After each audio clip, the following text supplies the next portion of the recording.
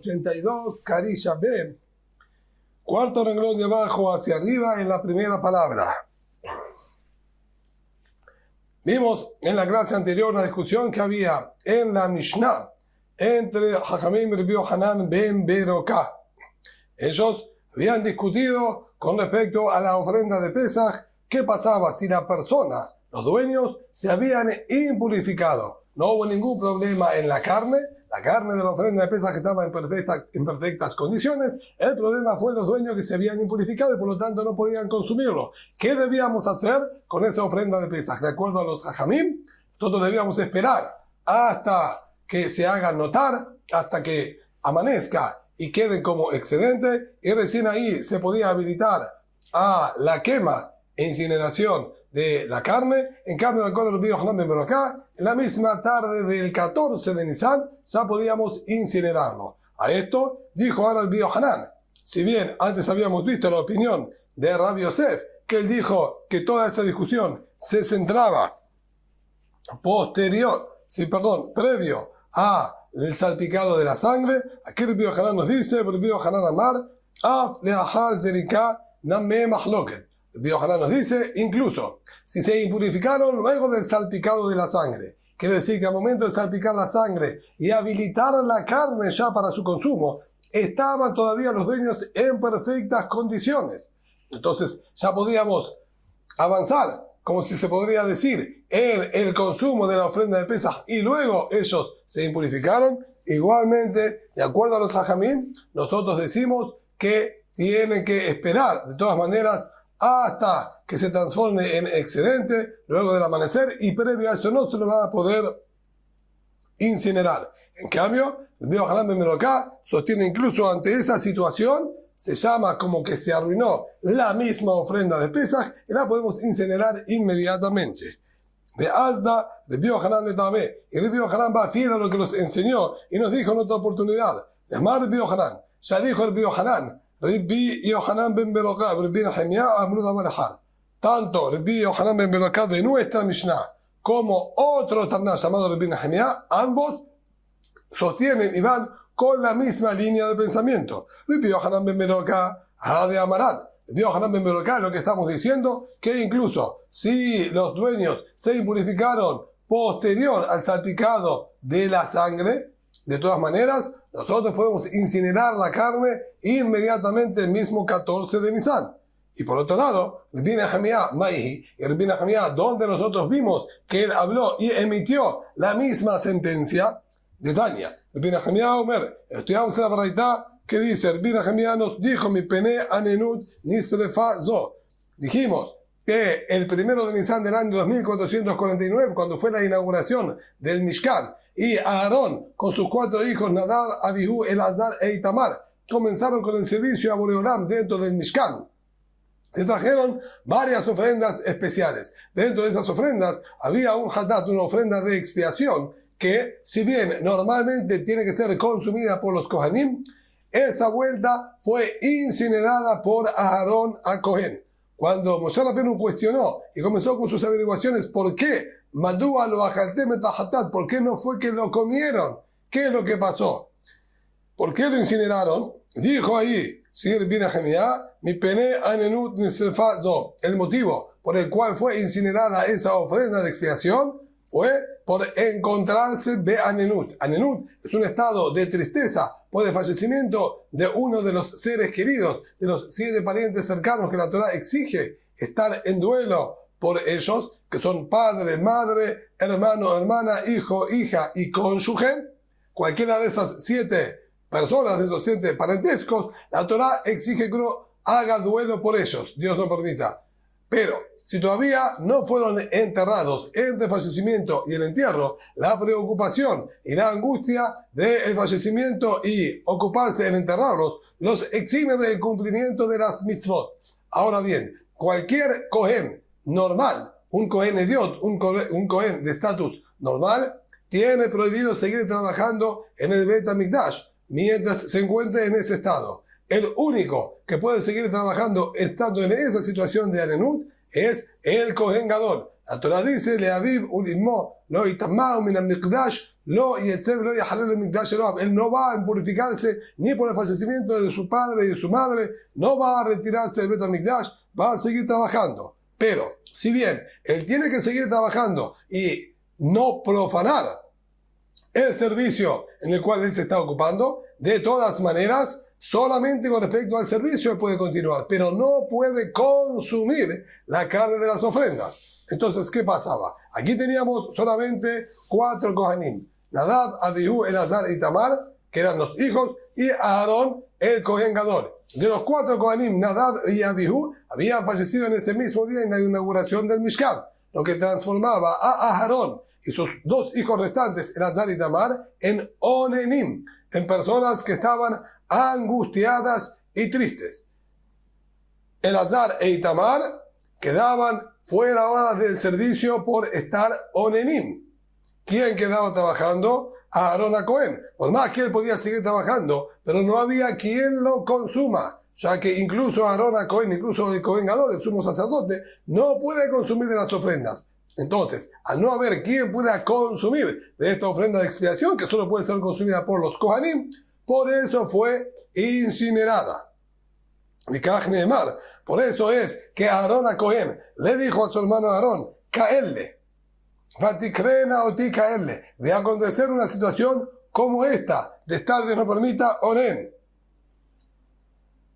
Ve'achati hatata yom, hayita bene Hashem, consumo yo de la carne de esta ofrenda de expiación. ¿Está bien a los ojos de Boreolam? Él va a estar contento que alguien Onen, alguien angustiado, pueda consumir de esta ofrenda. No, por eso es que la incineré. Ahora bien, el estado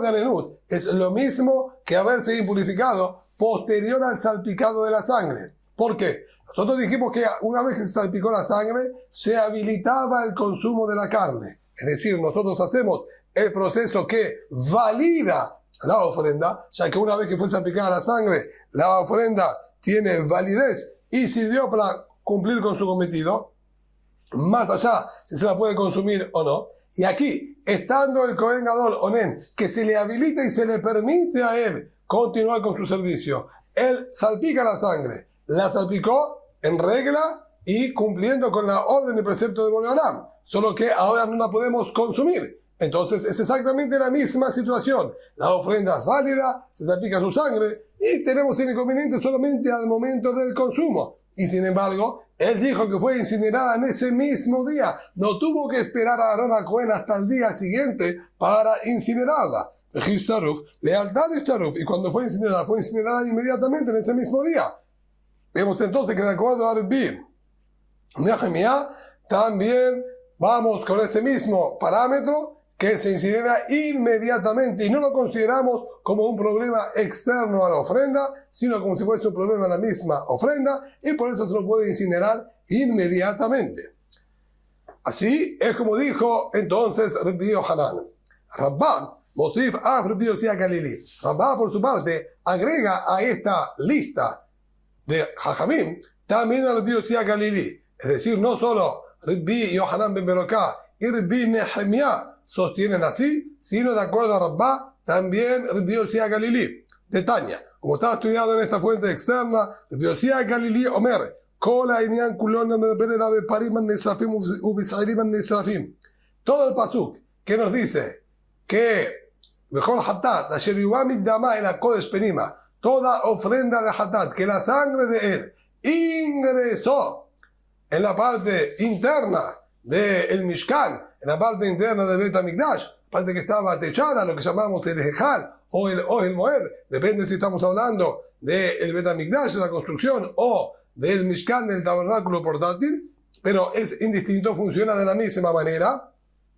Ese pasuk, de acuerdo al Rabbi Yossi HaGalili, está hablando con respecto a aquellas ofrendas de expiación que corresponde llevar la sangre hacia adentro y salpicarla dentro de ese recinto, como por ejemplo los Parim Nisrafim, aquellos toros de expiación que tienen que ser quemados fuera de Jerusalén, como el padre Elem Davar Sesibur, aquel toro que se tenía por expiación por falta a todo el público si el gran tribunal había emitido una orden de transgredir una prohibición de la Torá de manera errónea, o lo mismo para el Cohen Mashiach, aquel Cohen sumo sacerdote ungido que se confundió en una halajá también cumpliendo ciertos requerimientos, o Sa'irem Nesafim, o el chivito de expiación, si cometieron también idolatría en base a lo que impartió el gran tribunal, nuevamente bajo un error.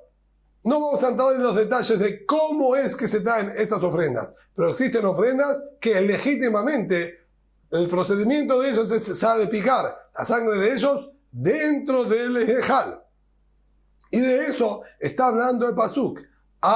Podríamos preguntar, ¿cuál es la necesidad que el pasuk nos diga que el hatat, que la sangre de él entra al ejal, como dijimos, no se la puede consumir? Si ya claramente la Torah dice que todos estas ofrendas, estos animales, tienen que ser quemados por completo fuera de Jerusalén. Y si los vamos a quemar, evidentemente no hay lo que consumir. ¿Para qué vino toda esta aclaración? A eso dijo el Biosía Galilí. Lisrof pisulehem abetapia. Nos viene a enseñar que en el caso que alguno de ellos haya tenido un inconveniente, se haya impurificado, lo haya sacado fuera del espacio que corresponde, se arruinan y tienen que ser incinerados. Pero, a diferencia del procedimiento normal, que ellos serán incinerados fuera de Jerusalén, hacer que ellos se hicieron pesulim, van a tener que ser incinerados dentro del Bet HaMikdash, en el Bet HaSerefá, en el lugar que se incineraban dentro del Bet HaMikdash todas aquellas ofrendas que se habían arruinado. Para eso vino Pasuk, para enseñarnos que tienen que ser incinerados dentro del Bet HaMikdash. Además, para ponerle una prohibición al consumo. Es decir, sabemos que no se podían consumir, pero ahora aquí la Torah le puso una prohibición, pudiendo entonces de esta manera poder penalizar con latigazos por su consumo.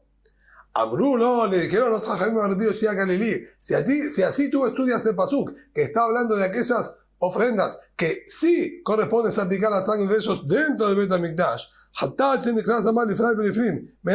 ¿de dónde tú aprendes que una ofrenda de expiación convencional, tradicional, que se hace toda en el Mizbeach HaChetzon, en el altar externo?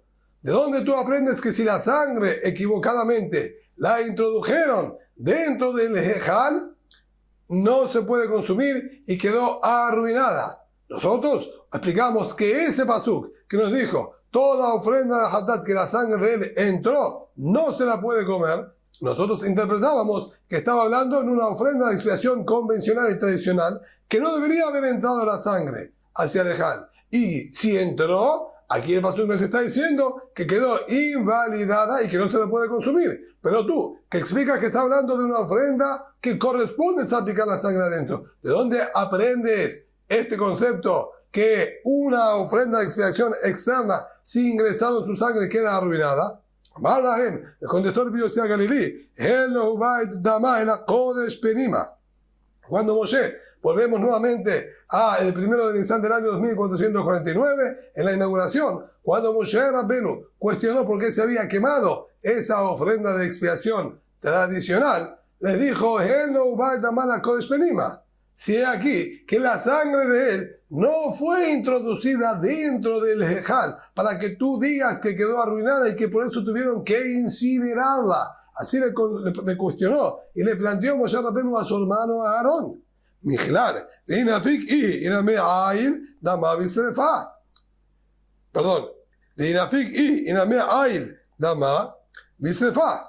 Nos viene a enseñar, se entiende, se desprende, que si hubiesen entrado la sangre más adentro o la hubiesen sacado afuera de donde correspondía, era correcto que la hayan incinerado, pero no fue eso lo que pasó. Pero sí podemos deducir que de haber pasado correspondía incinerar. Así le dijo el Biosía Galilí, de ahí es que yo aprendo el concepto, que si la introdujeron al ejal, tiene que ser incinerada. Ahora bien, ahí está hablando problema en la sangre. Nosotros vimos al final de la clase pasada que Badam uva Bealim, tanto problema en la sangre como en los dueños, se considera problema externo, ya que no es un problema en la carne propiamente dicha que debe ser consumido, se considera un problema externo, e igualmente está diciendo acá Rabbi Yossi Galilí que debe ser incinerada inmediatamente. Vemos entonces que continúa con la misma postura del Rabbi Yohanan ben Berokai y Rabbi Nehemiah, que tiene que ser incinerada inmediatamente, y no lo consideramos un problema en la ofrenda propiamente dicha. La pregunta ahora es, ¿por qué entonces Rabbi Yohanan en su listado no sumó con Rabbi Yohanan ben Berokai y Rabbi Nehemiah también a Rabbi Yossi Galilí? A eso nos dice la Gemara, Rabbi Yohanan savar damu basar hadamil dai. Rabbi Yohanan por su parte entiende, la sangre y la carne es lo mismo, son todos problemas en el animal ofrendado. Y si el problema es el animal ofrendado, seguro que tiene que ser incinerado inmediatamente. Sobre eso yo no tengo duda. Bealim milta haritihi. Cuando el problema es en los dueños, esto yo considero que es algo externo. Y sobre eso que Jajamim dijeron que tenemos que esperar hasta el día siguiente que se transforme en sobrante para que pueda ser incinerado. Y ahí, Rabbi Yossi Galilí no habló sobre los dueños, habló sobre la sangre. Hablar de la sangre es lo mismo que hablar con la carne. No hay duda en esa situación que tiene que ser incinerado inmediatamente de acuerdo a todas las opiniones. Por eso que el Rabbi Yohanan no puso en la lista las palabras del Rabbi Yossi Galilí.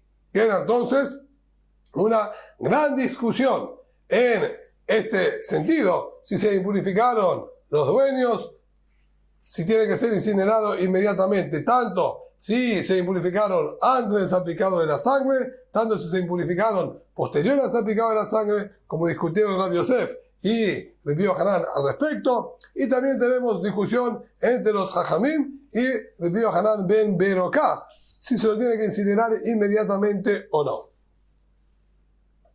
Matnitim. Vamos a continuar con una Mishnah más, que nos dice también con respecto a la ofrenda de Pesach lo siguiente. Ha'atzamot ve'akidim ve'anotar isrefu be'shisha'asar. Los huesos, aquellos huesos como vamos a estudiar más adelante, que tienen dentro de ellos médula ósea comestible, como no puede ser consumida la carne, esta médula ósea que está dentro de ellos, ya que la Torá nos prohíbe romper los huesos de la ofrenda de Pesach. Por lo tanto, esos huesos que contienen médula ósea van a tener que ser incinerados luego de haber amanecido por haber sobrado de la carne que está dentro de ellos y no haber sido consumida en tiempo que puso la Torá.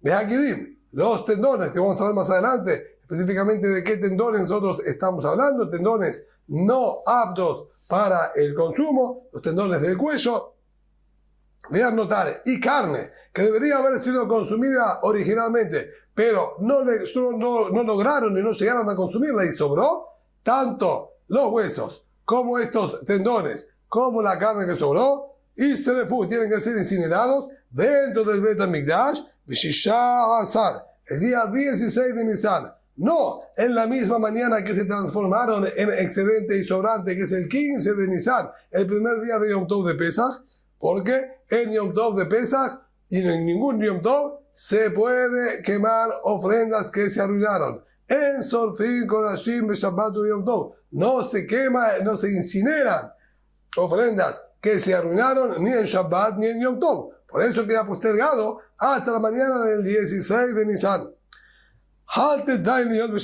Y de darse que el 16 de Nisan coincidía justo con el día de Shabbat, entonces, como dijimos anteriormente, no se profana ni el Yom Tov ni el Shabbat por la quema e incineración de estos productos. Entonces, ese Fubiyodai va a quedar postergado su incinerado hasta el 17 de Nisan. Eficienando de Shabbat, velo en Yom Tov, ya que la incineración no empuja y no desplaza ni al Yom Tov ni al Shabbat. Por lo tanto, vamos a esperar hasta llegar al primer día de Hol HaMoed que no tenga ni que duchar de Shabbat, ¿sí? para poder ser incinerado. Nos dice la Gemara, empezando con un concepto aparentemente distinto, externo. Dice así, Amar Ramari bar Abúa, Amar Bishak, dijo Ramari bar Abúa y dijo el nombre de Bishak. Atzamot Kodashim, Sheshimeshu Notar, Metamei Metayadayim. Como vamos a estudiar más adelante, en 2 o 3 clases más aproximadamente, Jajamim decretaron que el notar la carne sobrante de una ofrenda impurifica las manos de los Kohanim. Vamos a ver más adelante el motivo de ese decreto de los Jajamim, pero más allá del motivo, Jajamim decretaron que carne que sobró de una ofrenda impurifica la mano de los Kohanim. El punto en cuestión ahora es la carne que se encuentra dentro de los huesos, que recién acabamos de explicar que es considerada también notar, se considera excedente por lo menos en la ofrenda de Pesaj, al no poder ser roto el hueso para extraer su carne, entonces vamos a tener que quemar esa carne con el hueso que la contiene. Y ahí es donde viene la pregunta. Asamot Kodashim, Yeshim Meshu notar, estos huesos de Korbanot, que estuvieron en función de la carne y la médula ósea que está dentro de ellos. Ellos hacían de sostén y soporte de la médula ósea comestible que está dentro de ellos. Ellos también van a impurificar las manos de aquellos Kohanim que lo toquen. Así como la carne que sobra y purifica, estos huesos que contienen y sostienen a la carne sobrante, también ellos impurifican. Oír, ya que esos se transformaron, como dijimos, en el sostén, en el pilar de la carne prohibida. Si ellos son el sostén de la carne prohibida, ellos mismos también impurifican. Así dijo Ramani Barabúa en nombre del Bishak. Nima, Mesa y Ale, dice Emra, quizás podemos decir que nosotros tenemos un apoyo a estas palabras que él dijo de algunos Tanaim, de fuentes más antiguas, Jajamim de la época de las Mishnayot. ¿Cómo? De nuestra Mishnah, Hatzamot de Akedim y Anotar y Sefur Tezaim. Dijimos en la Mishnah que los huesos, tendones y carne sobrante tienen que ser incinerados el día 16 de Nisan. Ahora analicemos. Hane Hatzamot, ejidame. Estos huesos a los que está hablando la Mishnah, exactamente de qué clase de huesos se está refiriendo. Y me madelet beumowah, lama besrefa, nashdinu. Si estamos hablando de huesos que no poseen médula ósea, no tienen nada comestible dentro de ellos, entonces ¿por qué motivos tendrían que ser incinerados? Se los puede desechar directamente. No encontramos ninguna halajá que exija la incineración de huesos que no contengan alimento en la peshita de Itbehumovah, sino indefectiblemente estamos hablando que sí poseen comida dentro de ellos. Sigamos analizando, dice la Gemara. Y Amarta Bishamar, Shimush Notar Miltai. Está bien, si nosotros decimos que lo que está al servicio de la carne excedente, ella misma, el mismo sostén y pilar, también se compromete al igual que la carne, por eso, así como nosotros debemos quemar y incinerar la carne, la médula ósea, también debemos incinerar el hueso que la contiene, porque al ser su sostén y pilar, como dijimos, adopta las mismas leyes. Siguiendo ese criterio, también se entiende perfectamente que así como la carne que sobró y purifica, también este hueso que hace de sostén y purifica. Y eso es, entonces, apoyo a las palabras del Bishak. Era llamada Shimush Notar la Miltai, pero si tú quieres decir que lo que está en función de la carne sobrante no adopta y no se amolda a las mismas condiciones que la carne, y él va a seguir siendo algo independiente, hueso no comestible, que no tiene problema de sobrante y excedente, no tiene problema entonces tampoco de impureza, nada más le guste de fa. Entonces, ¿por qué si nuestra Mishnah exigió que tengan que ser incinerados? Si ellos no participan y no tienen absolutamente nada que ver con la prohibición de carne sobrante. Nitberinu, partamos estos huesos, quitemos el contenido óseo de la médula que está dentro de ellos, eso quemémoslo, y los huesos desechémoslo, si no hay ninguna necesidad de incinerarlos. El alab, sino aprendemos de aquí que lo que está al servicio de la carne sobrante, lo que sostiene a la carne sobrante, se contagia con sus mismas leyes y por ese motivo tiene que ser incinerado. Y por ende, por ese mismo motivo, también impurificarían las manos de quienes los toquen. Contesta la Gemara y dice, hambre, dijeron, no estoy de acuerdo con esta conclusión. Esta conclusión, a mi entender, es objetable. Leola mi manejar shemush notar la milta. Yo puedo seguir sosteniendo que lo que esté al servicio de la carne excedente no asume absolutamente ninguna ley especial. El hueso va a ser como cualquier hueso, que no se transforma en sobrante, que no impurifica, y estamos completamente desconectados de la carne sobrante. Ah, vas a preguntar tú entonces, ¿por qué nuestra Mishnah exigió el incinerado de huesos que no son comestibles?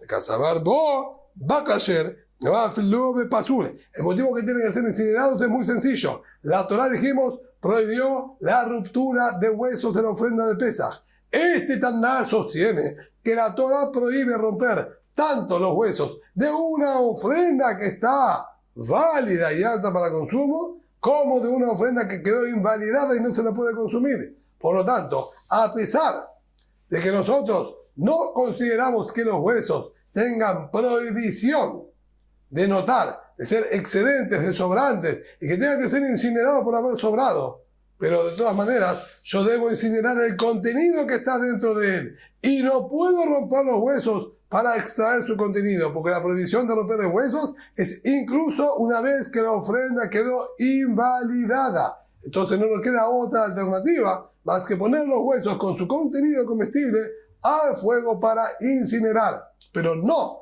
porque el hueso adoptó las mismas leyes y condiciones que su contenido.